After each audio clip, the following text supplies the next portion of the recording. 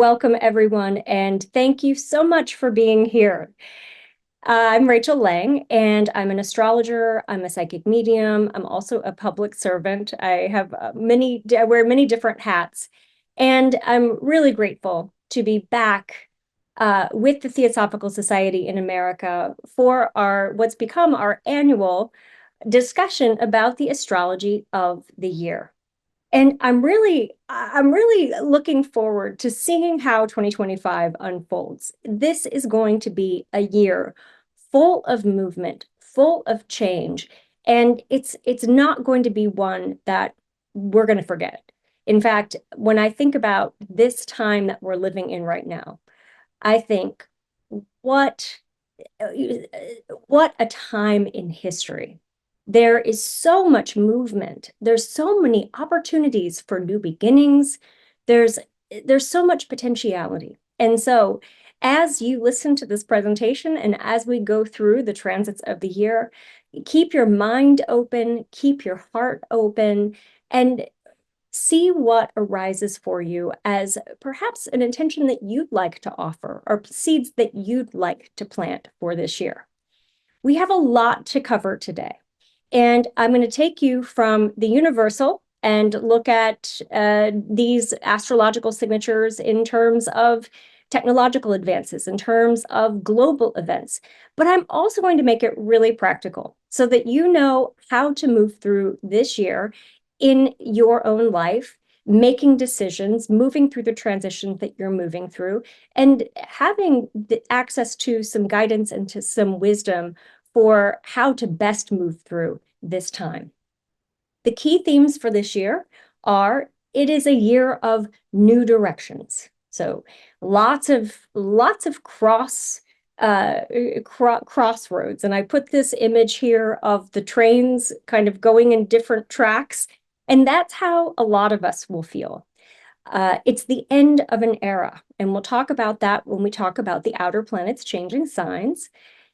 And so there really is this feeling of the life that you've lived is reaching a point where you can keep going in the way that you've been going, but it probably won't feel as fulfilling as if you did make some kind of leap of faith, take a different path or a different road. So we're going to see a lot of movement. We're going to see a lot of people moving to different parts of the world. We're going to see a lot of movement with jobs, people reaching the end of perhaps you've been at a job or you've been in a relationship and you've been thinking, I don't know if I can do this anymore.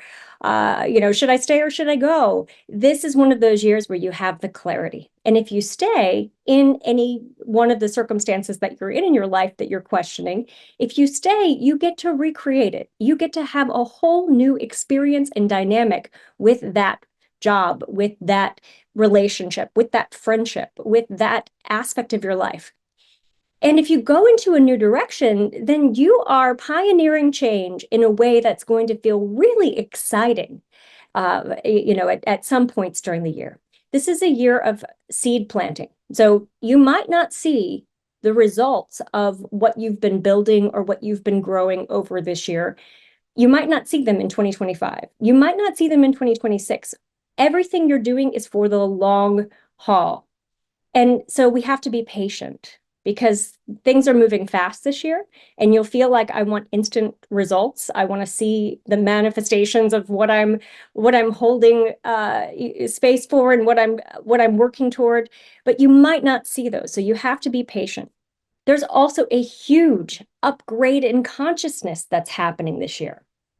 And energetic deployment. I think I'm using the word deployment accurately because as you see throughout this presentation, we're moving into an Aries prominent time where we are all feeling perhaps like soldiers in some way, getting ready to deploy to our new stations. And when we have so many outer planets moving into Aries, when we're coming on the heels of the Aries North Node, like we have been for almost the last 18 months, then war is on our minds. And you can't turn on the news or open the paper if people are still reading papers, you can't open any one of your news sources without having war be a major consideration, and the possibilities of what could happen with war. And so think about yourself as little spiritual warriors in your own communities, because there's going to be a lot that happens in our local communities. And that's where a lot of your own call to action will really be felt the strongest. So we're all sort of like little soldiers in our lives, waiting for the direction from our guidance, from our life unfolding, waiting for direction about where we're going to be deployed. And then we also, because this is a year of a lot of endings, we also want to look back and make peace with the past. I love this quote by T.S. Eliot. I think this kind of epitomizes the astrological signatures of the year. And it is, what we call the beginning is often the end. And to make an end is to make a beginning. The end is where we start from. So if you are moving through this year and you have a loss of some kind, yes, losses are painful. We don't enjoy them. They're not fun. But if you can just consider every road that closes for you is the opportunity for a new beginning. And that's really what's happening. So the numerology, even though this is a little separate from astrology, I like to always think about, I think the numerology of a year really helps us to anchor the energy of that year into a very specific framework. So 2 plus 0 plus 2 plus 5 equals 9. 9 is the ending of a cycle. Usually in numerology, we break everything down to a single digit. So from 1 to 9, we have a storyline, 1 being the very beginning, being the initiation. Then throughout that cycle, we see different iterations of that new beginning that we started. And 9 is when those cycles end. And then next year, 2026, it's a whole new beginning. So some of the themes that we'll see with 9 years, and you can look back, every 9 years, we have the same type of energy. So we have cycles ending. It's an awakening of compassion. 9 is the time when we are more in our spiritual selves. We're less in our material selves. It's about our soul. It's about spiritual growth. It's about receiving our sacred call and being willing to detach from the ego's desire to have things the way they have been, to have that safety and that comfort that we've relied on. 9 is a humanitarian number, so there's a lot of that movement. We'll see this especially as we talk about some of the influences that we have with Aries, which could signify more military activity. And so we'll see an awakening of humanitarian interests. We'll see a lot of new nonprofits getting started, people being more generous with their wealth. We'll see a transfer of wealth into more humanitarian causes. This is a time of healing when we are really nurturing our hearts. It's a time of wisdom. Sometimes self-sacrifice can be an influence of a 9 year. It's also, I put achievement here because 9 is the culmination. After 9, we've gotten as high as we can go with everything that we've been working on for the last 9 years. And so usually that's the time when we're standing on the peak of the mountain and we're saying, okay, it's time to go to another mountain. And so a lot of times people are reaping the rewards of the different activities and interests that they've started. I want to provide you with some context for this year. We're going to look at the decade, and I'm just going to go through this really quickly because I want you to see over the course of the 2020s how important 2025 is. We started the 2020s with Saturn conjunct Pluto, and we talked about this in the last year for sure. We talked about this the year before. Saturn conjunct Pluto was the transit that showed a total restructuring of the aspects of our society and the aspects of our lives that relate to power, that relate to the rules that we follow. And this was the COVID transit. This was the transit that happened in January. It coincided with the pandemic. And so that laid the groundwork for where we are right now. And then throughout 2021 and 2022, we were recalibrating. We were creating new infrastructure. We had the Saturn square Uranus. That led to a total rethinking of how we work in the world, looking at issues of labor. We had the Great Resignation as an example of that. And then 2023, we had Saturn moving into Pisces, and Pisces is another ending. It is the last sign of the zodiac, and Saturn represents what we are building and what we are creating a framework for. And then we also had Pluto, which is one of the outer planets. Pluto is, we still call it a planet in astrology, even though it's technically a dwarf planet now, but it still has quite an influence in our astrology. And so we had Pluto dipping into Aquarius, getting ready to start its new 20-year cycle. And then we had the North Node in Aries.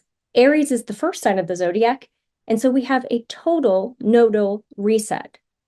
So Pluto had been in Capricorn since 2008, and so Pluto started making its move. We also had the US Pluto return, which was us looking at who we are as a country here in the US. Then 2024 was still kind of a continuation of some of the astrology of 2023. We had Jupiter conjunct Uranus. We had this like new insights. We had new inventions. We had a technological shift as we started moving to AI. We had Jupiter entering Gemini and Jupiter moving through Gemini, being very instrumental in the US presidential election, being instrumental in how news is carried and what social media outlets were accessing. And then we officially had Pluto moving into Aquarius in November 19th of 2024. That Pluto moving into Aquarius is a mindset shift. It is like, if you think about that emoji with the mind blown, that's what Pluto in Aquarius is. And it's a similar transit that happened back in the 1500s during the Copernican Revolution, and again in the 1700s, when William Herschel discovered that there was this whole aspect of the solar system that existed beyond the periphery of what we thought. We thought it ended with Saturn, and no, it didn't.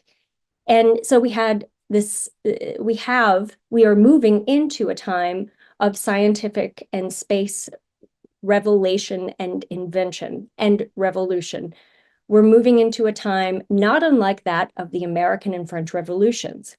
And so 2024 set us up for 2025. And I want you to just look there under the 2025 timeline and see all the transits that are happening this year compared to other years. There is so much happening this year that it is one of those times full of possibilities, where if you're wanting to create something, you're wanting to launch a business, you're wanting to write a book, you're wanting to start a new relationship, whatever, there's so much momentum for you to create, but you have to be willing to let go of what's comfortable. So this year, you see all of the major transits here, and this year is like the creative, the most creative year in the 2020s. And we'll go through each one of these as we move forward. I'm going to go into the different transits, but I wanted to kind of skip through and just show you. So we have 2020, 2028, 2029. Things really start grounding. We go through a couple of years in 2025 and 2026 where we have a lot of fire and a lot of air represented in our astrology. Fire and air are action oriented. They want to go. They don't want to to hold anything to hold them back. And so there's not a lot of energy that's anchoring us down or that's allowing us to really feel like we're crystallizing anything just yet. That starts happening later in 2027 and in 2028 when we have Saturn moving into Taurus, we have Chiron moving into Taurus, Saturn is meeting up with Chiron. So for this next couple of years, there's like an open road for you. And I think that's really exciting. I like to always look at the chart for New Year's Eve just to see what is the preview of what we have coming up for this year. And I wanted to point out a couple of things.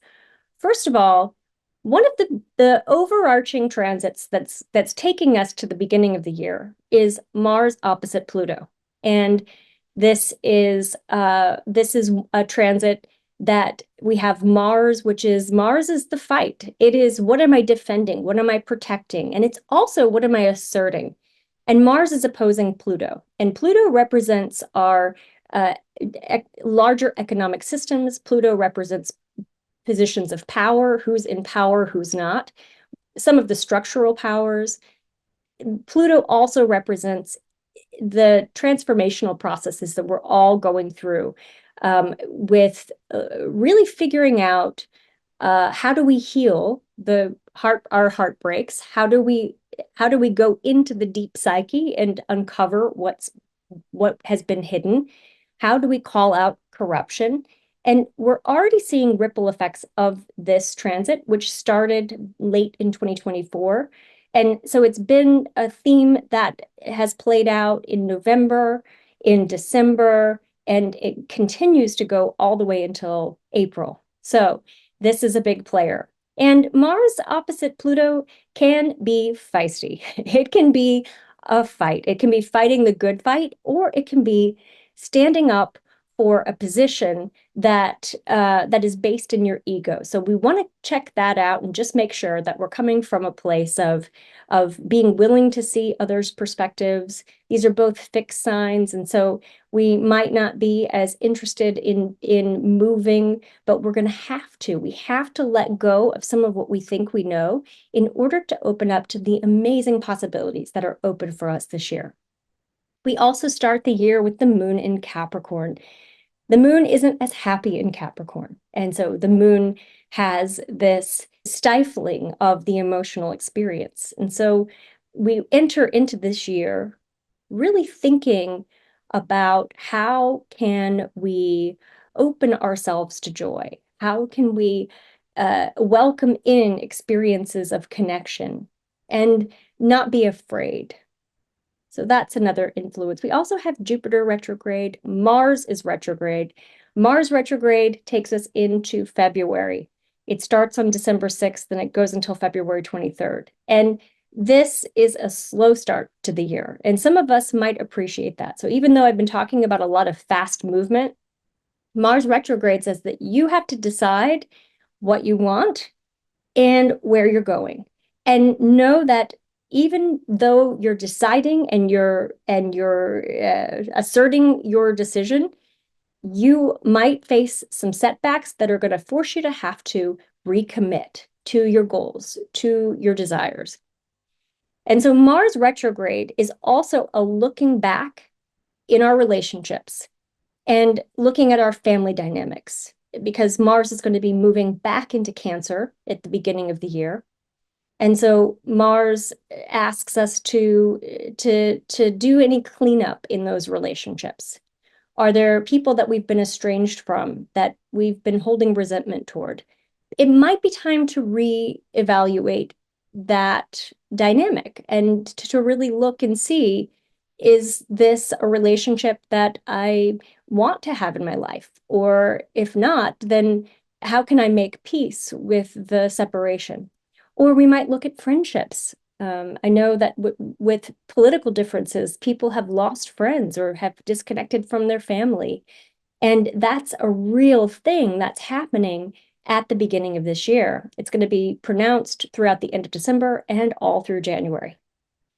And Mars in Leo is also a reconsideration of how we express ourselves. Are we communicating in the best and most effective way? And if not, can we make subtle changes and bring in more artistry to the way that we communicate our wants, our needs, our fears, our triggers? And so these are all the movements that are taking us into 2025. We also have the North Node at 0 degrees Aries, and that North Node at Aries is a big layer at the beginning of the year because 0 degrees Aries is a reset button. And the North Node relates to our purpose. So the North Node in collectively in mundane astrology is the direction that we're all prioritizing. It's what we're moving into. In our own personal lives, the North Node always relates to our own sense of purpose, what gives our lives meaning. And so all of us are recalibrating. And you might be going through changes in your community or changes in your marriage or in your job that are forcing that in an uncomfortable way. Maybe you have to assert yourself. Maybe you have to cut some relationships or recategorize relationships from close friends to acquaintances. But everyone's going through a collective reset. So if someone is doing that to you, if someone is pulling away their friendship, or if one of your children is presenting their anger at you or sharing some of their own concerns about your relationship, don't take it personally. This is what we have to do to feel that sense of purpose. And sometimes it's easier to attract a crisis to create that separation than it is to just say, you know what, I need some space. So everybody at the beginning of the year is navigating those internal shifts. The main transits we have this year, we start the year with Mars retrograde. We just talked about that. Then we have Pluto opposite Mars, and so that's happening on the 2nd of January. That's when it's exact. And it's also coming back again in April. We have the North Node entering Pisces, and we're going to go into each one of these more specifically, but I'm just painting a picture, and if you want to screenshot this, you can put it on your refrigerator, or you can put these dates in your calendar, so that way you have them marked. We have Jupiter moving into Cancer. This is one of those lovely transits. I actually really like this one. And that's happening in the summer from June 9th of 2025 to June 30th of 2026. Then Neptune and Saturn are both entering Aries. And these are the big transits of the year. Uranus moving into Gemini. These 3 transits right here are huge. 3 outer planets changing signs all within a short period of time. That says there's a lot of fast change all at once, and we're going to have to buckle our seatbelts because we're going on for a ride. And so they all 3 dip into their respective signs and then kind of go retrograde and go back to where they've been comfortable over the last several years. And then in 2026, they fully make that transition. And then we also have Venus retrograde from March 1st to April 12th. Venus and Mars are both our relationship planets. So when both of those are retrograde, we know relationships are going to be front and center in our minds. How do we relate with others? Do we want relationships? Do we want to recategorize our relationships and maybe open them up, or, think about relationships in a whole new way? Because there's so much fast change all at once. Our relationships are where we're going to want to anchor ourselves. We're going to want to nurture ourselves in those relationships and nurture the connections and the heartbeats of those intimate dynamics. But we're also experiencing a lot of uncomfortable awareness that we have to do something with. So we'll talk about that in just a second when we get in later into the year. Also, eclipses. So wherever the North Node is moving, that's where we see the eclipses. And eclipses are change agents. They catalyze things, they stir things up. And so you want to put these dates on your calendar too, because usually those 2 weeks between an eclipse, So the weeks of March 14th to March 29th, and then again September 7th through September 21st.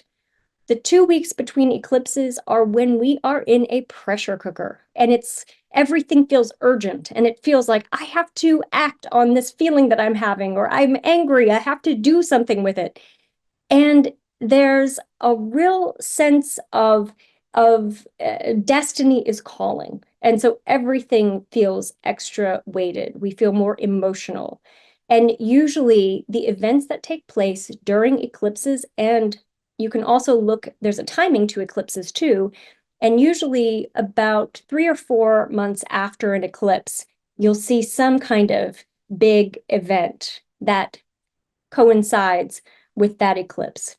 So the eclipses bring up the dates of the eclipses, and that 2 weeks between eclipses inspire the internal shift. They open up our consciousness, and usually we see the effects of that shift taking place several months later.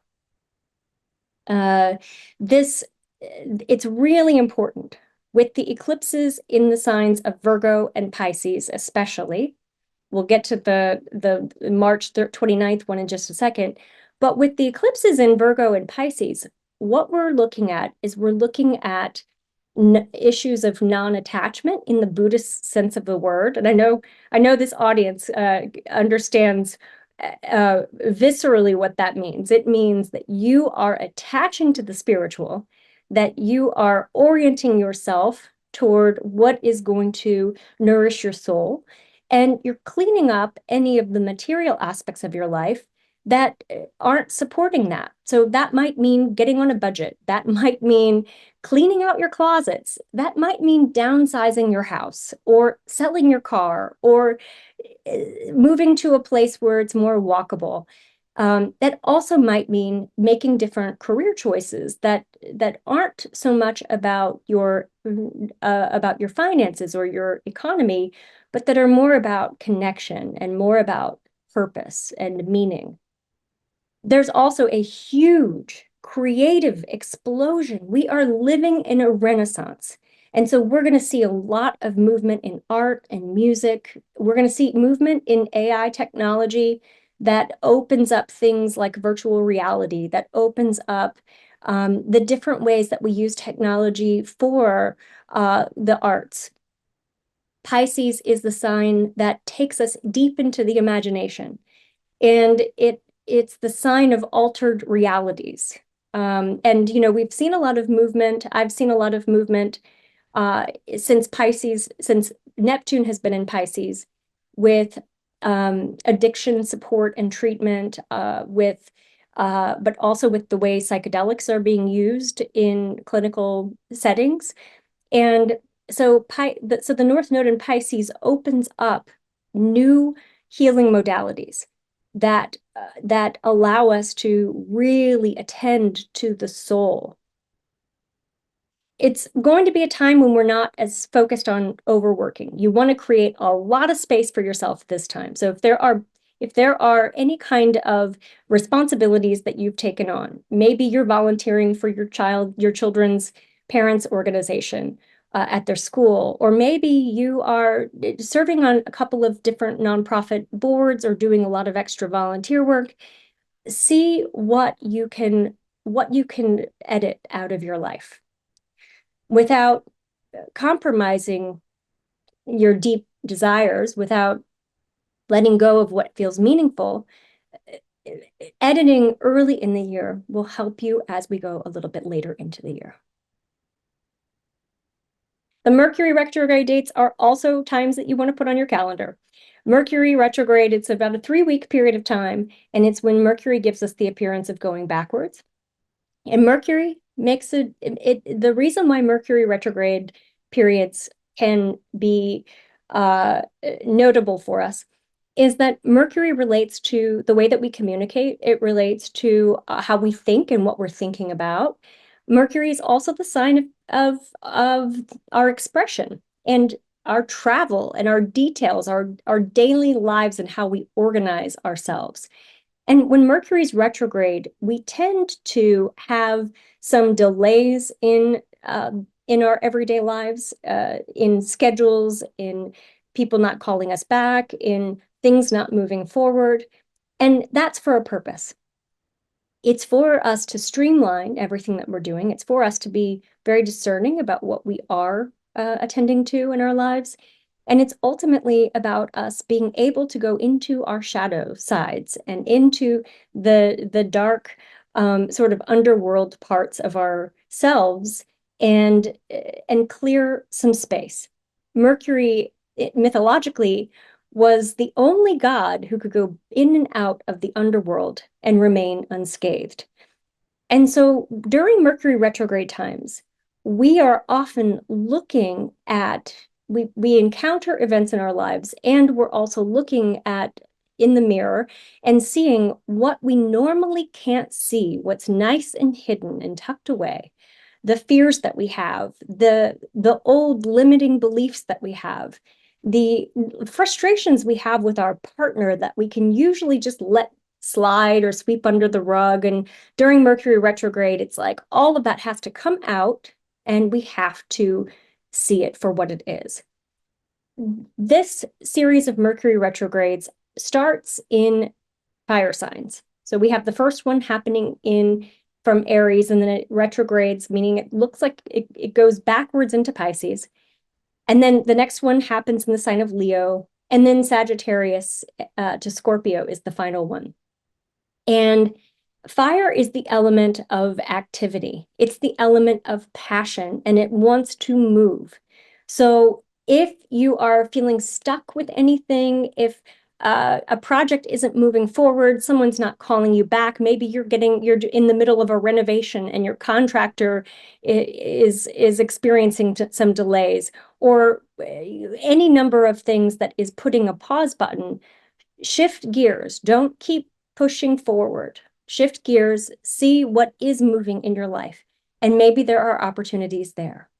The one from July 18th to August 11th, that one is all about self-expression. It's all about levity. It's about lightness. It's about not taking things too seriously. So that could be a good time to go on a vacation, to give yourselves an opportunity, like really indulge in that Leo spirit of let's play. And whatever play is for you, play might just mean that you don't have things scheduled. It could be a staycation. It could be that you take your kids on a camping trip. But that would be a really good time to designate a pause instead of getting frustrated because things aren't moving forward.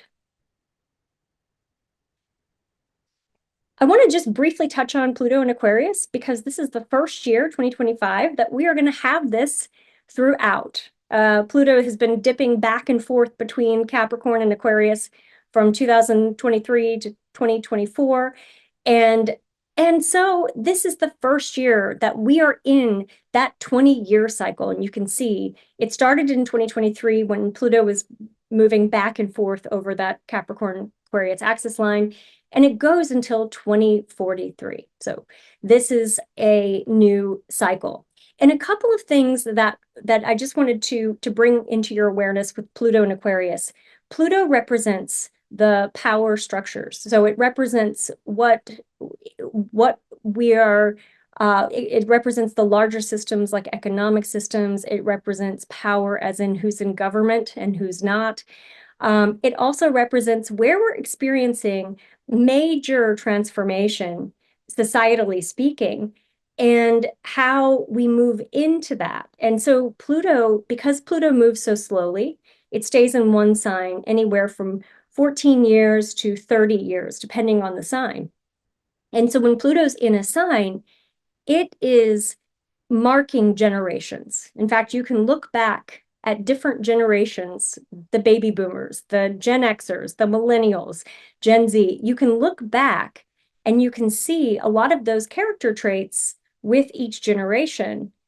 coincide with the Pluto placements either right before or during those years of that generation. And so Pluto in Aquarius is going to be a technological generation, a generation that is navigating this tension between the self and the self being a feeling soul and technology and technology having more and more characteristics of humanity, being more sentient. We're also going to see big movements in space exploration. We will see new models of governing that come out. We'll probably even see new currencies. There's a lot of talk about Bitcoin and cryptocurrency being the new currency that we're moving into. And I think that's going to have some bumps between now and 2032. But I think over the next 20 years, this is something that will have a number of evolutions. And so I think Pluto in Aquarius is an air sign.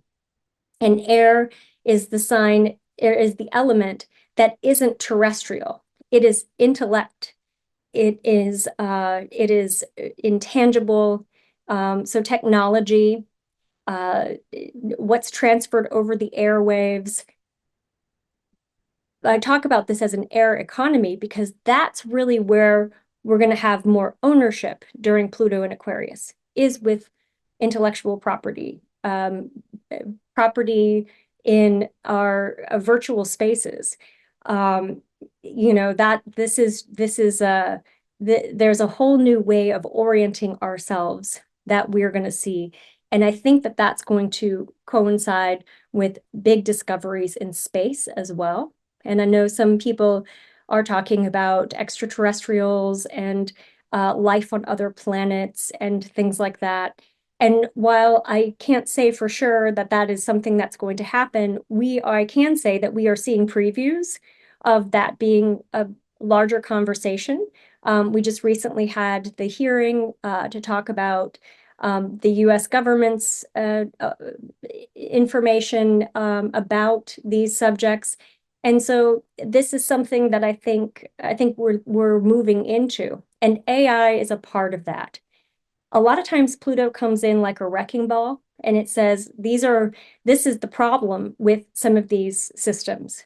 And then over that Pluto transit, it helps to repair some of the problems by creating new regulations, by us really seeing the dangers of some of these things in order for us to repair them. And we saw this when Pluto was in Capricorn. It entered Capricorn. Capricorn relates to economies. It relates to corporations. And when Pluto entered Capricorn, it was 2008, and it took a wrecking ball to the banking industry, which is a Capricorn industry. And so here's an example of how over the course of that Pluto and Capricorn cycle, how we had the big events that took place early in that cycle, and then we worked to course correct it, and more information came out into the open about campaign finance, about we've even just recently all of the lawsuits that have happened with corporations mistreating their employees or harming the environment or harming individuals.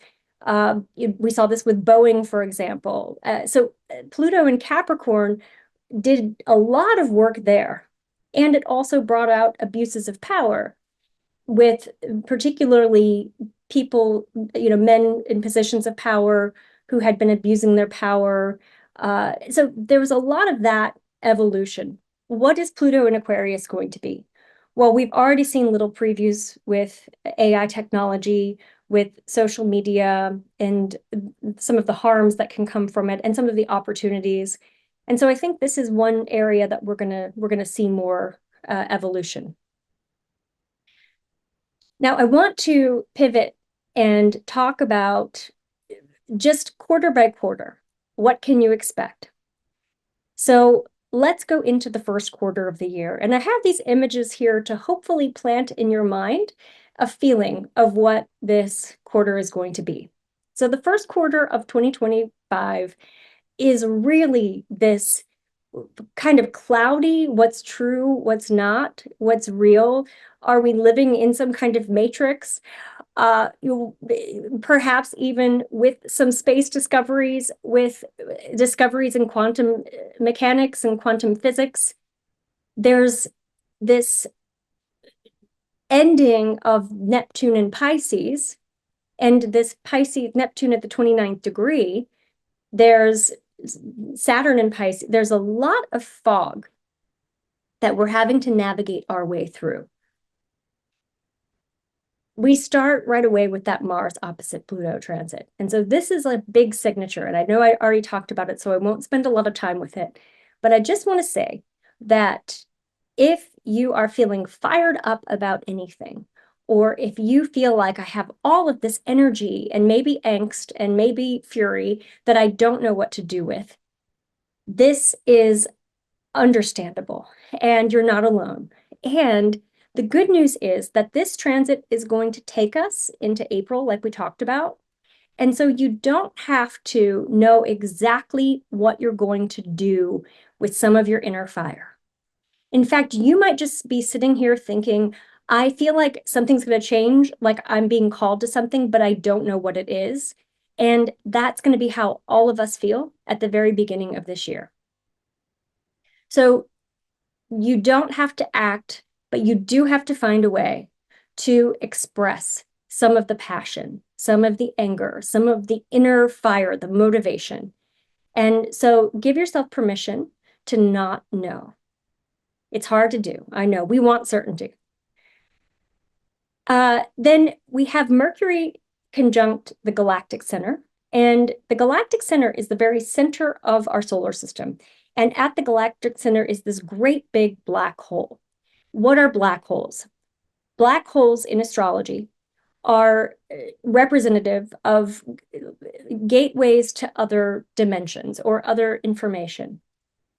And when we have Mercury moving there, if Mercury moves to the galactic center about once a year, and so it's not that dramatic of an influence, but given everything else that's happening in early January, this one is, because we have that Mars opposite Pluto, we have Neptune at the 29th degree, because we have North Node entering Pisces, because we have so much uncertainty, this transit can be a burst of insight or a knowing that you're tapped into. It could be a spiritual catharsis or a mystical experience that gives you a gift of some kind that allows you to access your own intuition, that connects you with your spirit guides, your loved ones in spirit, that connects you with your larger sense of purpose and meaning. And so this would be a great time if you were going to take a retreat, or you were going to take a TSA class, or you were going to go on some kind of journey. This would be a great time to do that. Then we have the North Node entering Pisces. So this is a very big day. Mark this day on your calendar.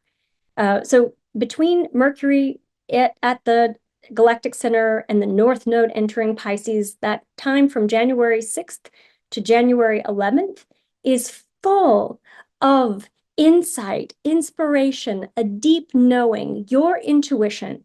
You are spiritually coming online. This is a period of awakening. And the North Node represents what we are focusing on. So all of us are dedicating our attention to that direction. And Pisces is the sign of water. It's also, so water representing emotions, representing intuition, the invisible threads of connection we have to one another. Water also being our creative urge, being our mystical experiences and movement across dimensions. And so the North Node is bringing all of us into a deeper alignment with our soul. And then I wanted to point out just the lunations of January, because I think these are significant. So this is the full moon on January 13th. And the full moon, this full moon chart features the moon meeting up with Mars, activating that Mars Pluto opposition. And so technically, while Mars is far enough away from Pluto to not be exactly opposite, that opposition is like hanging over our heads throughout this whole time. And so this lunation brings that up, and it could inspire some motivation. It could inspire that inner fire that we were talking about. And so this is a lunation that kicks us into 2025 in full gear. I also like, there's a lot of tension here between our various obligations. So we have the sun in Capricorn, the moon and Mars in Cancer. And so here we have our professional obligations and the obligations we have to others in our public lives, in a contrast with the obligations that we have to our family and to our home and to the people that we love, our personal and professional lives, personal and public lives. And so there's, this is one of those times when the word editing is going to come up for you. What in my life can I cut back? What can I eliminate? What can I clean out of my closets? Then we have the new moon on January 29th. And this lunation features a lot of, this is going to happen right, shortly after the inauguration of the new administration. And so this is, Aquarius is the sign of the rebel. It's the sign of the revolutionary. And it's also the sign of the individual and how the individual expresses themselves within the larger context of their communities and their groups. So expect a lot of fire around this time, and also just Aquarius can be one of those signs where we want to gather with our friends, we want to connect with other people. So this is not a time to isolate. This is a time to get involved in whatever ways feel most poignant for you. There's every degree of the zodiac has a symbol that's associated with it. And this one at 10 degrees Aquarius is from 9 to 10 Aquarius is a person who had for a time become the embodiment of a popular ideal, is made to realize that as a person, they are not the ideal. So it's a time of really looking inward at ourselves and saying, what do I believe? What do I feel? But also looking at the projections in our lives and saying, am I projecting my dream onto somebody else? Am I projecting the ideal of who I am onto somebody else? And so there's this reality check that we're all going through. And so we start to see that the person we've idealized isn't the ideal person that we've been looking at. And there's a reality check about our relationships, about the people that we've been putting up into the spotlight, and even our own children. So there's a lot of like really coming to terms with what's true. And I wanted to just put this for you. The US chart is in the center. And I wanted to just point out a couple of things. First of all, that January full moon is activating. So if you look at Mars, Mars is up toward the right in the 8th house. And that Mars-Pluto opposition is really activating the US Pluto return. So you see the US Pluto at 27 Capricorn, and Mars is at 27 Cancer. So this could be a time when we are perhaps even looking at, there's so much contention in the world. This could be a time when we are more in touch with our enemies, or when we're facing criticisms or attacks on who we are, and where we are evolving to. And so this is just a very tender, sensitive time for the country. And I just wanted to point that out because it was hard for me to not include it here. So I'm not one to make absolute predictions around things, because I believe in our creative power. And so if you have any creative meditation practices or anything that you do, just think of surrounding the world with light, holding intentions for peace, maybe even holding peace circles, doing things that can help to offset some of the fiery influence that we have during this year, but especially within that first month of the year. Then on moving ahead to February. So February is a significant month because Mars is going direct, and we also have Neptune. Neptune is the dream. It is the ideal of who we want to be and who we see ourselves as being. And also it's the illusion of, maybe we aren't the ideal that we thought we were. And so Neptune represents our spiritual yearning. It represents our soul. It also represents the aspects of our culture that relate to non-attachment. And so it's a discarding of materiality. And when Neptune meets up with the North Node, that is a pivotal moment when all of us start to awaken to that inner call. And so again, great time to be taking any kind of course, any kind of spiritual course, a great time to be immersing yourself in a spiritual practice that connects you with your intuition, and really designating that so that you can move toward whatever purpose is opening up for you.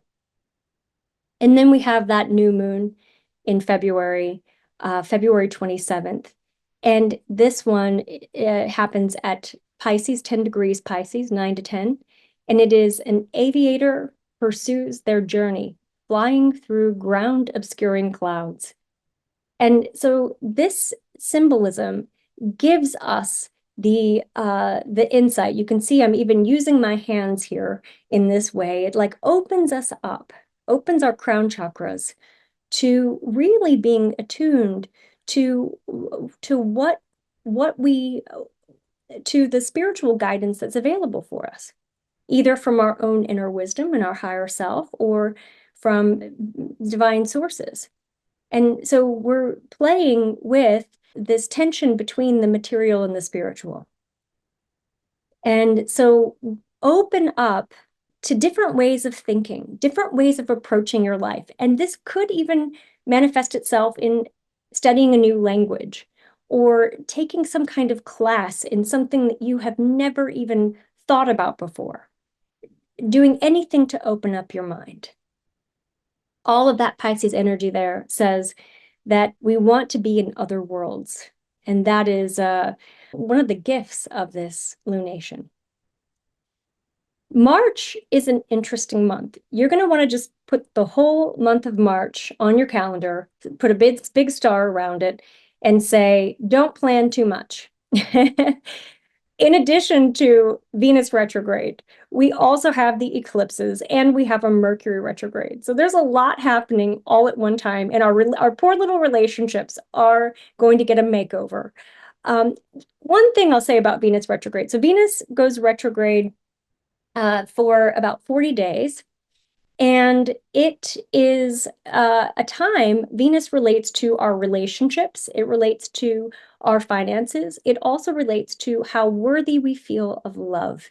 And so are we valuing ourselves in relationships? And do we need to rethink our levels of self-worth? And if so, then it can be a time where we're more pulled inward and perhaps maybe feeling disconnected from others. So Venus retrograde is also, because Venus also relates to pleasure and beauty and deliciousness. Venus retrograde cycles can be times when we're just not feeling that much joy. And so we want to be intentional about doing things socially, about having fun, about having date nights with our partners, or if you're single, getting together with your friends. We want to if you use isolation as a coping strategy in your normal life, and this is one of those months that has a lot of intensity, a lot of emotional upheaval, and a lot of change, then you want to set some plans in place that push you outside of your comfort zone so that you're not isolating, so that you are connecting with other people. It's a time when we're all reimagining our relationships and asking, can this be better? And how can this be better? And maybe I need more space, and maybe my partner needs something else. So it's a time when all of us are going through that. And this is also a time when we might feel a little bit of financial strain. And it's important not to let worry or fear overwhelm you. Just know that come April 12th, and a little bit after that, that things will start to feel more manageable. Even if your cash flow doesn't change, it won't feel as tight as it can during Venus retrograde. We have the eclipses in March. So the first one happens on the 13th, and the next one happens on the 29th. Every eclipse goes in Saros cycles. And so these cycles are about 18 years apart. And this is one of those Saros cycles that we can see, some shifting currents. It's a very physically expressive cycle or series. And Bernadette Brady, who is the author of Predictive Astrology, which is a book I recommend for anybody who wants to go deeper looking at this. She writes a lot about the eclipses, and she's given each one of these eclipses sort of a set of characteristics. So she writes about this one that it's very physically expressive. It's known for accidents, great physical effort, sudden physical events. Like for the first time, the example she uses is the first time you go skiing. Or sometimes where it's like, yay, I'm doing something different. And look at me, this is so much fun. Or sometimes it could be like an accident. So you have your first time skiing and you fall. And so she offers that the best way to approach this is to do physical activity with a watchful eye to safety. Here is the eclipse for March 14th. And depending, the 13th or the 14th, depending on where it is in your time zone. So a couple of things I wanted to point out about this one. One is just that Neptune's involvement is really strong in this lunation. And Saturn's involvement is also really strong. So Saturn is the crystallizing, grounding, building influence, and Neptune is the dream. So this eclipse motivates us to really think about what we deeply desire and how to create a structure and a framework for it. And so we'll see a lot of desire to build something new coming on the heels of this eclipse. And then we have the one on March 29th. And this eclipse takes us back to the eclipses of 2023 that happened on the Aries Libra axis line. And those eclipses were a lot about relationships and self and other. So that tension, navigating the tension between the ways that we can express codependency, the ways that we need more autonomy. And so this is like a closing chapter. And then the one earlier, 2 weeks before that, is sort of like the dream of what's new, of what we want to create. So there's this awakened desire that's followed with, oh, I have to let go of this. So this one is a lot of looking back, cutting out things that are excessive, letting go of relationships, letting go of dynamics in relationships, and being willing to assert ourselves. We also have Mercury retrograde here, and Mercury retrograde and Venus retrograde. So there's a lot of looking back in order to shoot forward. This takes us into the second quarter of the year, and the second quarter of the year is a balancing act. This is the quarter where things get interesting. I think about balancing Like if you're exercising and you're doing any kind of work on a balance on on one of those Basu balls, or doing anything with yoga, in the balancing to try to hold a pose, you work out these small muscles that aren't the great big obvious ones. And so there's a lot of just really refining and strengthening aspects of ourselves that we don't ordinarily think to develop. And so we're going to be exercising our courage muscles. We're going to be exercising our fear muscles sometimes. We're going to be exercising our voices. And so there's going to be a lot that opens up with throat chakras. And then we're also going to be grounding. So we have to prioritize grounding, doing your exercise practices, disciplines, spending more time in nature, disconnecting from technology and from media, because that's where there's going to be a lot of movement, is in those air sign oriented sectors and industries. And so we need to think about the second quarter of the year as being a balancing act. The first thing we have is Neptune moving into Aries. Neptune dips into Aries from March 30th to October 22nd. And then it goes back into Pisces. Neptune's much more comfortable in Pisces. Pisces is a water sign. Neptune is the modern planet that rules Pisces. Neptune in Aries is a lot about fire and water coming together. And fire meaning action, activity, movement, water being emotions and heart and those more invisible threads. And Neptune is the planet that relates to our dreams, our heart's desires. Historically, when we look back at Neptune and Aries, and I'm going to show a few slides here that can give you some context for it, but historically we see themes of pioneering with Neptune and Aries. We see movement, discovering of new lands, exploring what may have seemed inconceivable. Neptune was in Aries in the 1200s at the start of the Crusades. Neptune also does relate to the evolutions we see with spirituality. And interestingly, Neptune was in Pisces, where it is now, when the spiritualist movement started. And Neptune, that movement preceded the New Thought movement, and then the Theosophical Society and Theosophy was started on the heels of this. So there was a lot of real opening to new ways of experiencing our mind, body, spirit connection that happened in the 1800s. We're in a similar period right now. So I could see a resurgence in places where people are gathering in theosophical conversations and circles. I could see maybe even some of the works of Steiner and Madame Blavatsky and Annie Besant. I could see some of those works coming back into circulation, or even being more prominent. So that'll be an interesting evolution that we'll be following. And then also, Aries is the sign that relates to how we protect our boundaries.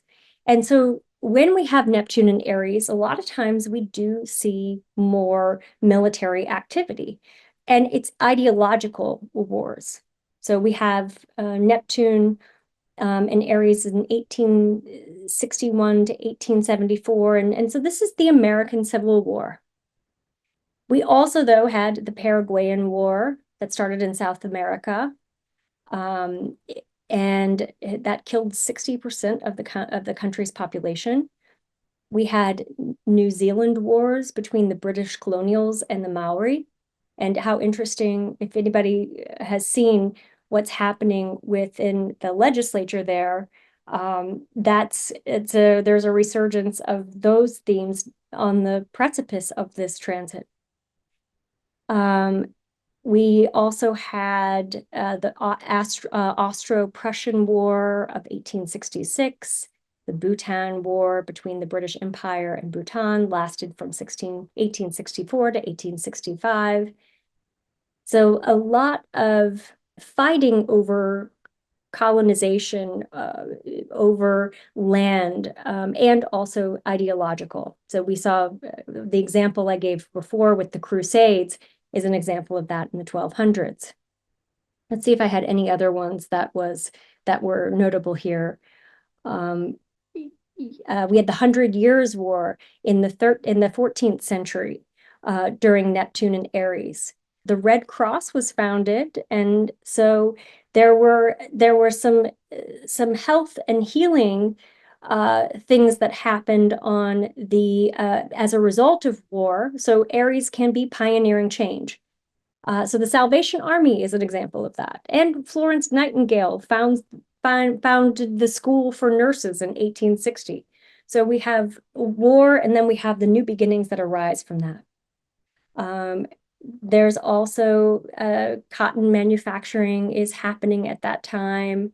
Some of the popular books were Les Miserables, War and Peace, Crime and Punishment, and Neptune relates to the way culture is being shaped through the arts and through literature, through the stories we tell. So I'm sure we are going to see stories coming out about people in occupied countries and their own life stories and how those have emerged. And then we also have medicine, pasteurization, and anesthetics that relate to war. And so these are some of the movements that I think we'll see with some of the military events. Then another transit I wanted to just point out is that Saturn is coming to meet up with the North Node. And Saturn, where Neptune is the dream and it's what's possible, Saturn is how do we create a path for that? So that's happening in April, right before the final Mars-Pluto opposition. And so here we have, again, a little bit of fire. We have Saturn can be the rule keeper. It can be the regulator. And Saturn is moving into Aries. So this is another big change. Saturn changes signs about every 2.5 years, moving through the entire zodiac in about 29 years. And Saturn dips into Aries for a little while. Saturn and Neptune meet up in Aries at 0 degrees Aries in February of 2026. This is an unprecedented transit. So everything we are doing this year is leading to that. And that is a transit that will have global implications. And because 0 degrees Aries is a world point. And when we're talking about Aries, Aries is fiery. It is hot. It is, I don't want to be told what to do. I'm going in this direction. And Aries is associated with military activity. The last time, so a couple of things with Saturn and Aries. First of all, I think things could be hot. I think climate change is going to be on everybody's mind. We could experience aridification. We could have a really dry fire season. Or things could be really dry in the summer. And then we have rain as soon as Saturn goes back into Pisces in September. So heat, fires, we want to be really careful. Do your fire hardening. Here in California, this is something we think about all the time, but we'll probably see fires in places that don't usually have fires. So just be proactive. Looking back, the last time Saturn was in Aries was in 1996 to 1999. And here are a couple of news stories that coincided with that. We had the Heaven's Gate cult, if you all remember that. There was a mass suicide at the compound. Netflix was founded. And so we'll see, I think Netflix is going to continue to grow over this next year as it's hitting its Saturn return. Saturn return is a time of and if you were born in 1996 to 1999, or the Saturn in Aries before that, then this is your Saturn return, and it is a time of rededicating yourself to something. It's a time of taking the reins of your life and moving it forward. So we'll see some interesting things with Netflix. And I want to be clear, I'm not giving any financial advice. I'm just saying, wow, this is going to be a big moment for Netflix. We also had, President Clinton had his affair with Monica Lewinsky. There was nuclear testing taking place. There were some massacres. There was military activity, and usually with Saturn and Aries, we're seeing military activity that writes the balance of places that have been oppressed, or where people have been oppressed. We see rising up of that. We see a fighting the good fight kind of influence there. But also, one other thing too, I'll say, with Saturn and Aries, is that usually what happens, because Saturn relates to regulation and law, usually what happens with Saturn and Aries is that leaders or dictators who have been involved with really oppressive regimes get called out. And so an example of that is there was a Chilean dictator who was indicted for human rights violations. And that's just one example. I have several others, but I won't go into. So we could see some of that with Gaza and Israel. We could see some of that with Sudan, any places where there's occupation right now. That it'll be interesting to track what kinds of conversations arise from this time of Saturn and Aries. Saturn comes back into Aries in February of 2026 and stays until 2028. Now, another influence that I wanted to bring in here is that Chiron, which is a little planetoid that relates to our healing, and healing that comes from the subtle experiences of microaggressions and pain and our wounding early in our lifetimes. Chiron relates to how we compost all of that pain into purpose. And Eris is a dwarf planet just on the periphery of Pluto. That is the dwarf planet associated with discord for progressive change. And so here we have a huge healing opportunity. This is a cycle that happens once every 50 years. And we saw what happened with Pluto meeting up with Eris in 2020 and 2021, where we saw that coinciding with some demonstrations with especially related to gender equality or with racial equality. And so Chiron comes in as like a healing agent, saying, where is the pain point in our own lives, and where is the pain point in our culture?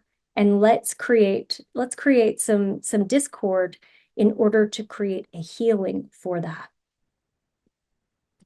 And Jupiter softens everything. So Jupiter, this is happening in June, from June 9th of this year, 2025, to June 30th of 2026.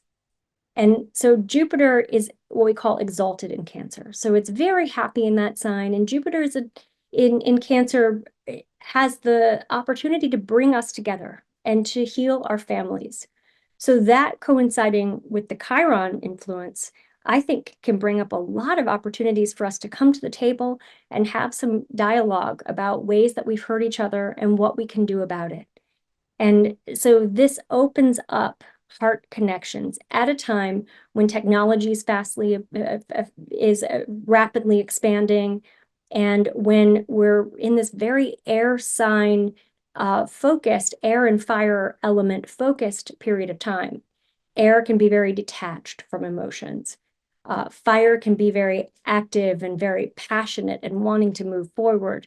And so Jupiter in Cancer slows things down and mellows it to allow us to come back into our hearts and to really prioritize our relationships.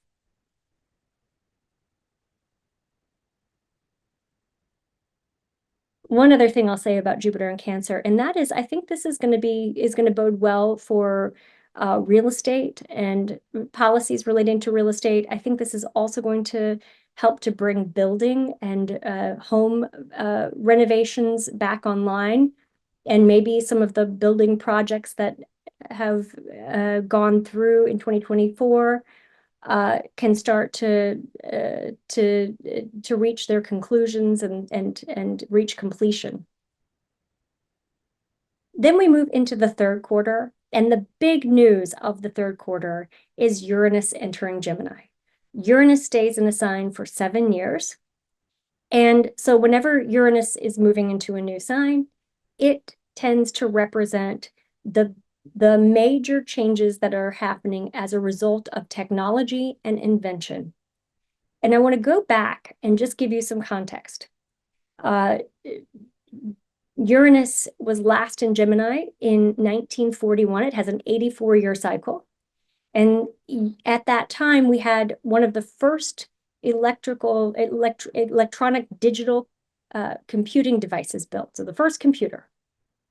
And this also coincided with World War II. And so, we have this interplay between Uranus and Gemini, Neptune and Aries, Saturn and Aries. And so we could see more espionage type technological advances. They've already been talking about drone use in war. But there's also an opportunity for lots of communication advancements with social media, with media, with the way that we receive information and news. The transistor radio was discovered, it was invented in 1947. Gemini is also about games and playfulness and children and fun. So Uranus in Gemini reminds us to relax, to not take things so seriously, and to find ways to occupy our mind. A couple of inventions that happened the last time Uranus was in Gemini, developments in jet aircraft, the Jeep, commercial television, the Slinky, the microwave oven, Velcro, the ways that we put things together and tear them apart, the Frisbee, also the invention of hydraulic fracturing. So there's a lot of opportunities here with Uranus and Gemini. I'm looking forward to this. I think it's going to be a lot of fun.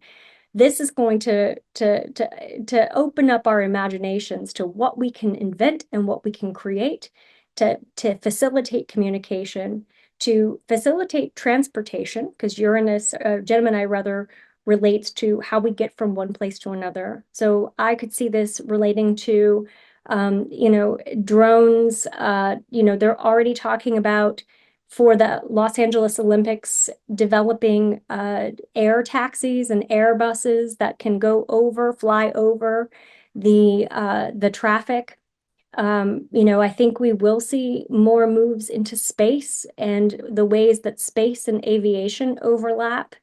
So, and I think the satellite technologies too are going to be something that will be rapidly expanding with Uranus and Gemini, more digital equity as a result.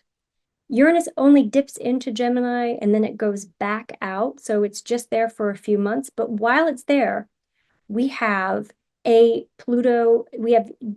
and Pluto doing this really nice dance with one another. That relates to their conjunction that happened in the 60s. And so there's this healing of some of the discord or some of the unrest of that time. And there's sort of an enlightenment period of how are we going to work together? How are we going to build movements that really do meet the needs of people, of our communities? The other thing that's happening in the third quarter is the eclipses. And these eclipses are related to the Saros cycle number 9. And It is a cycle, a series rather, that is concerned with health matters. So bringing up any kind of issues related to how we're cared for, how we tend to one another, or perhaps even looking at our healthcare systems. And so I think that's one of the opportunities with these eclipses. The September 7th one is an interesting one because we have Saturn at the 29th degree of Pisces. And any planet at the 29th degree of a sign is in an uncomfortable position. So this is right after Saturn goes back into Pisces, reminding us of that cycle that it's been in. And the 29th degree is what we call the anaretic degree. It is unstable.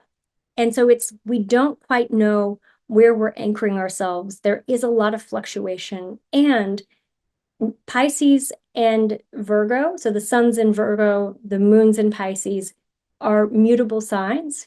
And the modality of mutability is in motion. It is in flux. And so this is one of those lunations that can make things feel very foggy, where we can't see things clearly. But this one, the 21st, the eclipse on the 7th just sets the stage for the one on the 21st. The one on the 21st is, I think, one of the biggest moments of the year, because we have, if you look, the sun and the moon are at 29 Virgo. Neptune is at 0 degrees Aries. Saturn is at 28 Pisces. Those degrees, between 28 and 0, there is so much instability. And that means that there is a ton of creative opportunity for you to move your life in a new direction. And when we have things at Virgo, Virgo is the healer. It is the sign of service. And so it's asking us to really be engaged with other people and to look and see where do we feel like we can best make a contribution. We also have a kite aspect pattern, and you can see it right in the center. It looks like a kite. And a kite is a grand trine, which is 3 planets in a compatible aspect relationship with one another that opens the flow of energy. So there's a lot of communication. There's a lot of ideas and inventions, and a lot of insights, brilliant insights that are opening up for you. And the kite says there's direction for it. So all of the transition and confusion and maybe even uncertainty that you've had throughout 2025, this culminates all of that into an action plan. And so while there's instability, like we talked about, that instability is giving you the extra push you need to go and make a change. So this is a really exciting lunation. Exciting, and buckle your seatbelts, because it's a little bit of it's an adventure. This is like opening all kinds of doors and really, really closing other doors in a way that probably won't feel comfortable. And here we have Mars also at the 29th degree of Libra. And so Mars is another one that's like, we might not know exactly what actions to take, but over the next couple of days, that's going to be very clear. And then that takes us into the 4th quarter. And the 4th quarter is more peaceful in general than the previous 3 quarters. We have Neptune back in Pisces. We have Saturn back in Pisces. And Neptune is much happier in Pisces. It knows how to orient itself to the mystical. But it's also a little foggy. So it's a time when we're looking back, like sort of in a retrospective, and saying, well, where have I been, and what's true and what's not? But Neptune closes its chapter in Pisces. It started that chapter in 2012. And so think about where you were in 2012. And a lot of the decisions that you made and a lot of the new beginnings that you started at that time are reaching conclusion. And so you have a couple of months between October 22nd and January 26th. You have a couple of months to wrap things up, tie up loose ends. And also think about where Pisces is in your chart and where Aries is in your chart. Those are the areas of your life where you are going to experience a new awakening of your dreams, a letting go of some dreams and an awakening of others. And I wanted to just close with some good news. So I love lunations. I love October and November for a couple of reasons. First of all, we have these really sweet lunations that feature a grand water trine. So this one on October 21st has a trine between Mars and Mercury, Jupiter and Saturn. And a grand trine is a free flow of energy. And it's like the doors are open. And what would you like to bring into fruition? What would you like to manifest? And with water, it's the element that is about our connections.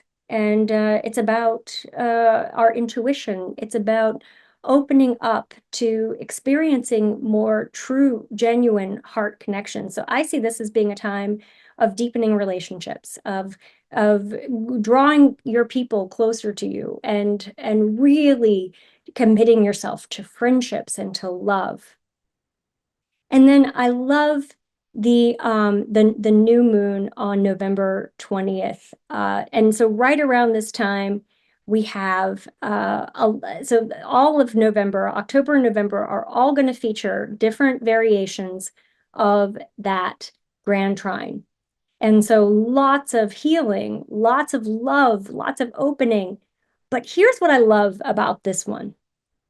So this lunation happens at between 28 and 29 Scorpio. The point exactly opposite is Uranus at 29 Taurus. There's a black hole and a quasar at 29 Taurus that is like a burst of light coming through, that inspires our imagination, that gives us access to guidance and to spiritual information that is beyond what we can know or we can access on our own. And so think about this as like your guiding light, your guardian angel coming down and saying, hey, I'm here, I've got you. And that's the spirit that we close the year with. And, December's a little tricky with the Mercury retrograde, and we've got the movements of January and February of 2026 that are on the, waiting in the wings. But for this brief period of time, there's a lot of goodness that is awakening for us. And so I think the end of the year is going to be when we all sort of, going back to that first slide, where we have our energetic deployment, where we know where we're going to be, we have a sense of mission and a sense of purpose about it, and we're not confused. Even though we've got Neptune at 29 degrees Pisces, we've had enough time with Neptune in its new cycle to know what that's going to look like. So we're not blindsided or in a sort of a foggy place with it.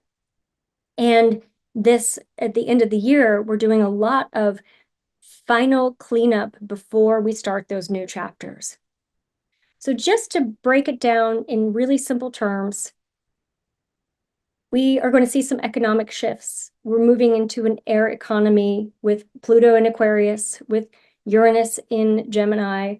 We'll see AI, a rise in AI technology. We'll see some regulations or an attempt at regulations around those things. We'll see some jobs that are oriented, that are maybe jobs that are being eliminated, but new jobs that are opening up.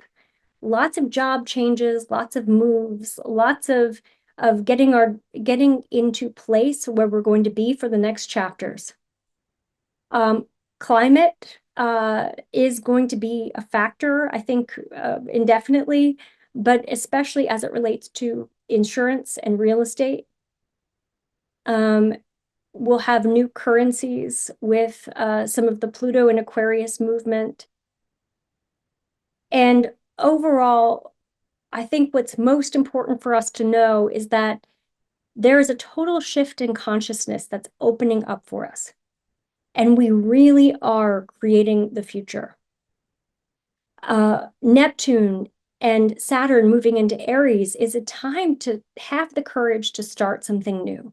You really have the opportunity to take a leap of faith, to know that what you're creating, what you're intending, your thoughts have more power. They have more manifesting power right now than ever before.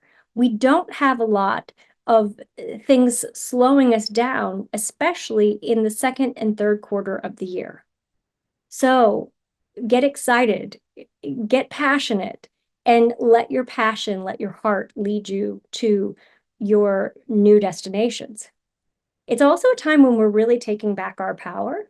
And that's part of the Pluto and Aquarius shift, is a recalibration of power, bringing power to individuals, and really drawing out the polarity of systems, oppressive systems of power versus more systems of power that really support the individuals and the communities.